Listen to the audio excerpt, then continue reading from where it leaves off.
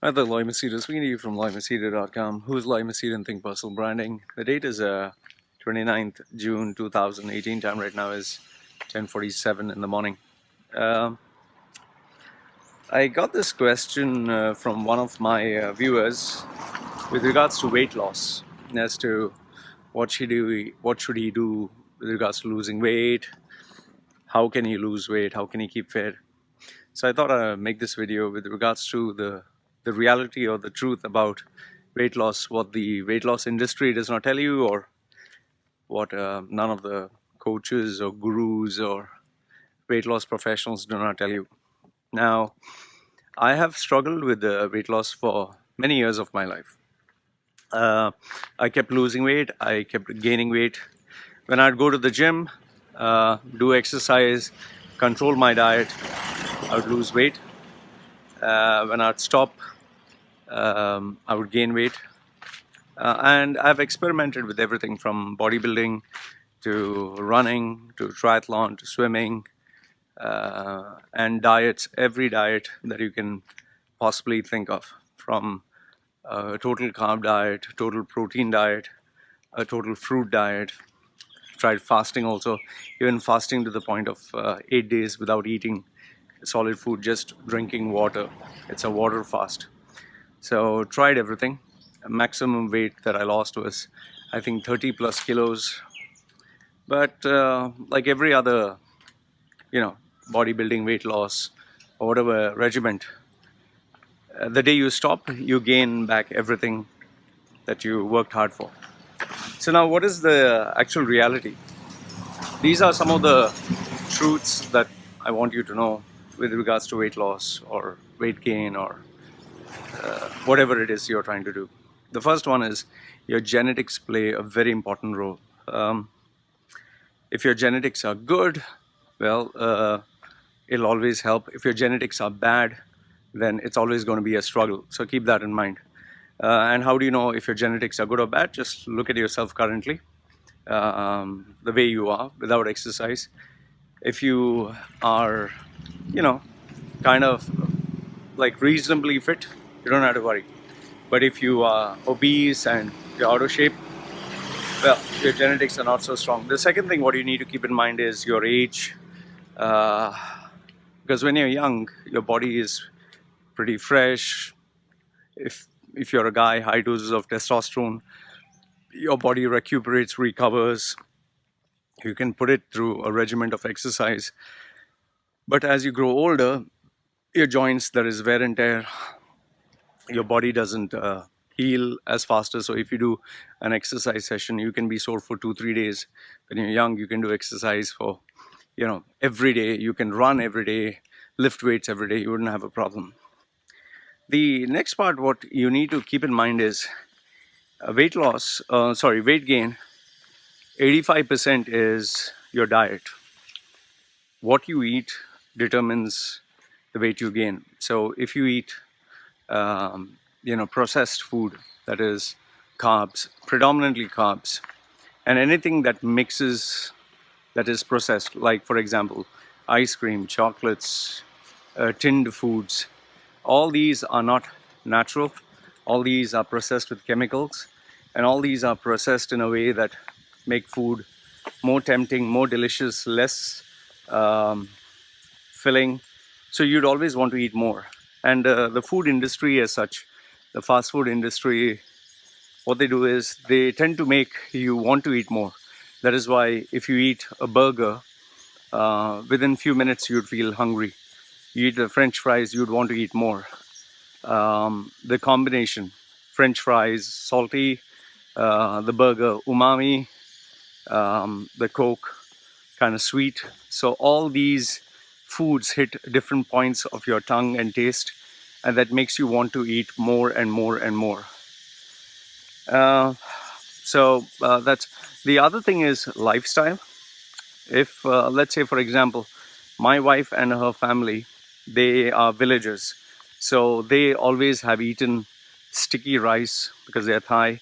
They've always eaten leaves and food from the forest, like from the trees or from the ground. Everything was natural. So almost all of them are really thin but very healthy. However, if you see people, the same Thai people who stay in the cities, they are, most of them are overweight.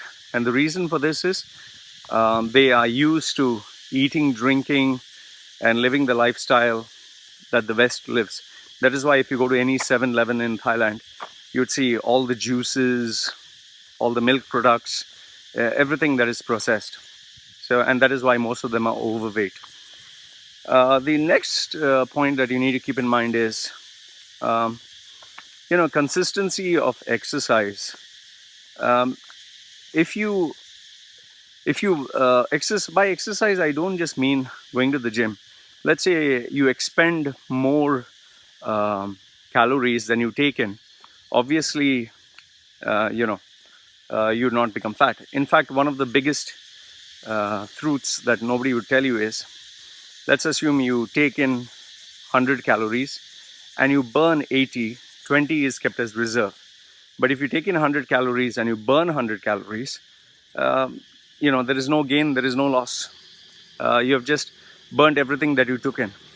But if you take in 100 and you burn 120, there is a deficit of 20, and that 20, the body will either eat through the muscles or, because the whole body, the bones, the flesh, everything is made nothing but organic material.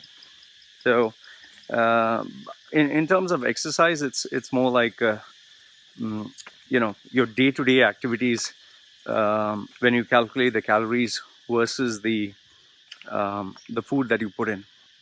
And then yes, the exercise regimen that most of the people do, they go 1 hour in the gym, they do some exercise, and that's how they're able to control weight. But if I were to just summarize my whole experience of having done weights for, exercise or weights or diets for 30 years is, if your DNA or if your body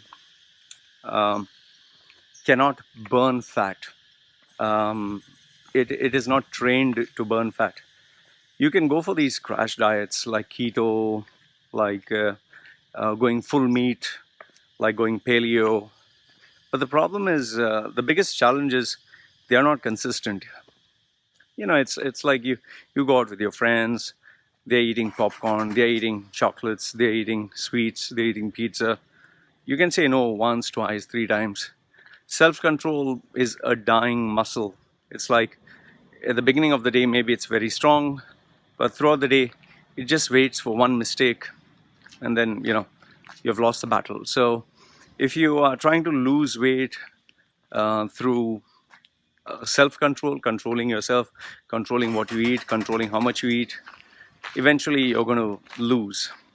Well, there are people who have achieved success, like exercise trainers, celebrities, stars, but one of their driving force is the fact that they're on social media and people pay them to be fit. But keep in mind, one of the things that they'll never tell you is the majority of them take steroids, majority of them take drugs, which is not bad. It's not as bad as it sounds, because when you're talking of someone taking testosterone, what it does is, if you take synthetic testosterone, it kind of boosts your recovery. So I can go to the gym, let's say in the morning, I can go again in the afternoon, I can go again in the evening, and the intensity can be 100% all the 3 times. But if I do not have testosterone, maybe if I go in the morning, I'll put 100%, but then I would feel sore. I would not be able to go throughout the day. So steroids and drugs that most of the athletes take, it enables them to push their body more and more, and that is why they are in shape. And obviously they have professional trainers, they have people who cook food for them, make sure that everything is measured, make sure everything is proper. So unless you have the resources to employ a professional chef, a professional trainer, a professional coach who kind of supervises everything that you do, it becomes pretty hard. I'm not saying it's impossible, but when you have quite a number of things throughout the day, you have your temptations, you have your DNA, you have your genetics. So there are a lot of factors that come into play, and including age and everything else. So this is what I feel where weight loss is concerned. But the bare bones basic is you gain weight by how much you eat, okay, and what you eat. So you lose weight also by how much exercise you do, or how many calories you burn and what you do. Let's say, for example, someone who eats, let's say, 1,000 calories of just ice cream versus a person who eats 1,000 calories of only green leaves. The person who eats the ice cream become fatter faster than the person who eats only green leaves. The second thing, what you need to keep in mind is the intensity of the exercise that you're doing or the activities. In my case, let's say if I were to do everyday walking for an hour, or if I do, let's say, an extreme Tabata or CrossFit exercise for 15 minutes, the CrossFit exercise would burn much more calories than walking for an hour. And the other thing is, let's say I'm doing exercise in a ice cold country where the temperature drops below freezing point, and I swim every day in ice cold water. I would burn calories much more faster because the body is trying to keep the body warm. So you need to keep all these factors in mind. There's no one size fits all. You can keep trying various exercises, various diets, but eventually what I've realized is you will fail, because if you don't do something forever, consistently, you're never going to succeed. There are a lot of people who can give theories. Come on, show what you're made up of, self-control. They can give you lots of theories. They will never tell you the real story. I met people who look like a Greek god at the age of 45, but they'll tell you they are all natural, which is rubbish. Nobody wants to tell you the truth, because at the end of the day, they want fans and followers, and that's, it's like if a celebrity has been endorsed by Nike, he's not going to go and tell you that, yes, I did take EPO, which helps you increase your oxygen levels. Yeah, I do take steroids to heal faster, look younger. They'll never tell you the truth. So if you want in a nutshell, I would just say that you need to evaluate your body structure, your DNA, your genetics. So for that, just look at your family members, whether they're fat, they're thin, they're skinny. That plays a vital role. Check your lifestyle. Let's say if you live in a place where there's a lot of walking to be done, versus staying in the city where you just take the cab, the elevator. Third one is the food that you eat. Let's say someone like my wife, she eats everything from the forest, versus somebody who just has to order canned food or processed food like noodles and restaurant takeaways, or everything that is processed. And last but not the least is the number of hours that you actually spend with physical activity versus the number of hours or the total amount of calories that you intake. When you calculate all this and you evaluate, you would be in a better position to know why you're not in shape, or how you can lose weight or keep fit. So these are my thoughts. See, just to summarize, just to put this point, I lost 33 kgs, 35 kgs, only because I opted for the bariatric surgery, whereby they made my stomach smaller, and it bypassed the tube that comes after the stomach, so it goes directly to the intestine. So it's called malabsorptive. That means it absorbs less, and restrictive. That means I can eat less and it absorbs less. That's how I've been able to, lose weight. I didn't do any exercise. It's just that I was eating less, and my body was absorbing less. So that's how I lost 35 kgs. And so that's where I realized it's your DNA structure, because my stomach was really big and now my stomach is small. Before, my body was absorbing too much. Now it's hardly absorbing. So that's how I lost weight easily. And you gain weight by eating food, you lose weight by eating less calories, consuming less calories. There's no other way, because at the end of the day, all calories, when you evaporate them, they just become nothing but energy, So like, you can watch a TED talk that speaks about this. The guy, I'll try to put the link below in the description, where he speaks about when you burn, like, where does all the fat go when you do exercise? Where does the fat go? Does it go in air? Does it go through the sweat? Really interesting talk. He gives a scientific perspective, and the summary of it is, you lose weight through carbon dioxide and water. That's as far as it goes. There's no rocket science to that.